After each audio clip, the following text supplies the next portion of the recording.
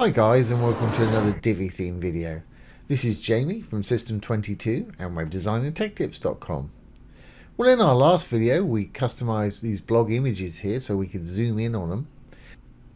In this video today we're going to take it a step further. We're actually going to customize the blog posts themselves, the thumbnails here, turn them into something a little more interesting. When we hover over, they're going to grow and add a bit of box shadow like that. And you can combine it with yesterday's video as well if you want to zoom in image as well as grow. But today we're just going to be doing the grow. So let's get started. There's a little bit of coding involved in this today, but don't let that put you off. Any coding that I do, I'll put below the video and you're welcome to use it. Copy and paste it how you wish. So let's get started. To get this done today, obviously you need to have created some posts in your dashboard here under the posts. And we're going to be writing the code in our customizer. To get your customizer, go down to Appearance and Customize. You can also do it in Divi, in the General tab. There's a CSS code box down the bottom there. But we're going to do it under the customizer purely so we can see this page here. So here's our original blog. This is just a generic grid-shaped blog post that you get with the Divi theme. I'm using the Google Chrome Inspector here with the great inspector tools. So let's right click and see what we've got here. I'm going to right click, hit inspect.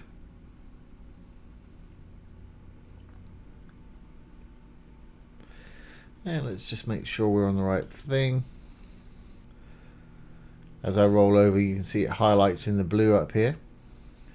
And that's highlighting the whole thing. So this is what we want here, which is the class of ETPB post. So if I double click that, double left click that, I can select this just one post right here, which is what I want. And we'll write it into our custom CSS panel over here. Always a good idea to give things a title when you're writing CSS. Makes things a lot easier to find. And to write a title, it's / */ anything inside will not be read as code. So it's a great place for titles and notes and things like that. I'm going to say blog grow on hover. Okay, so we copied this class name for the actual whole post itself. So I'm going to drop down. It's a class name, so it has a dot or period in front of it. And then the class name. Let's open and close some brackets and we can decide what we want to do with it. Well, firstly, let's close the inspector out now. I don't want it to actually do anything until we hover on it.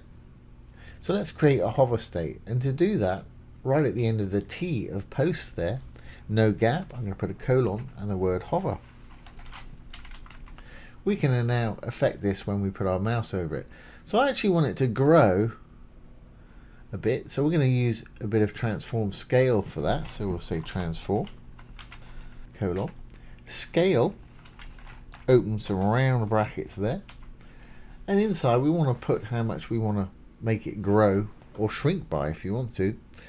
You can put two values for width and height, just common separate them if you want two different values, but I want it to grow by the same amount, so I'm going to put 1.2, so it's going to grow by about 0.2% when we hover over it. And there you can see, as soon as I put my mouse over it, it's jumping to 1.2 times the size. Now you can go bigger or smaller obviously, but what I'm trying to avoid is it overlapping the one next door, and that's working fine for me like that. Now the time it's actually taking to do this is instant. I like to slow it down for a bit of drama because I think it looks a bit more graceful. So let's just copy this whole thing from the dot to the closing curly bracket there. Control C. I'm going to drop down and paste it. Control V to paste. I'm going to take away the colon on the hover so we've got a regular state here. And I want to slow this down like I say. And the reason they're looking large is because we're transforming the scale not on hover, so they're all 1.2 bigger. Let's just get rid of that. Now what I want to actually do is slow it down, so I'm going to say transition duration. And it's prompted us down here. You can just click on that if you want. Colon and the time you want it to take. I'm going to get mine to take about a second, I think, nice and gradual. You can put 0.2, 0.3 of a second or 2.5 seconds, but I'm going to have 1 second, so that would be 1s. Now when I do it, it should be a lot more gradual. There we go. And just for a bit of fun, let's put a bit of box shadow on this when we hover over it, so it looks like it's jumping out of the page a bit. So on the hover state, so let's give it some box shadow. Box dash shadow. I don't want any left and right, so 0 pixels left and right. Let's have 10 pixels up and down, and we'll have about 15 pixels spread, and we'll leave it the generic color. Put a little semicolon in there. Now when we hover over, it's going to grow and add that bit of box shadow right there.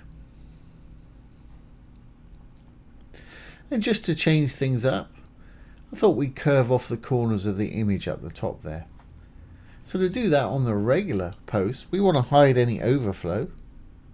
So I'm going to say overflow hidden, so that no image pops out when we change the border radius there, semicolon. And let's put a border radius, want it pretty curved, so let's give it 50 pics top left and right, 50 pics.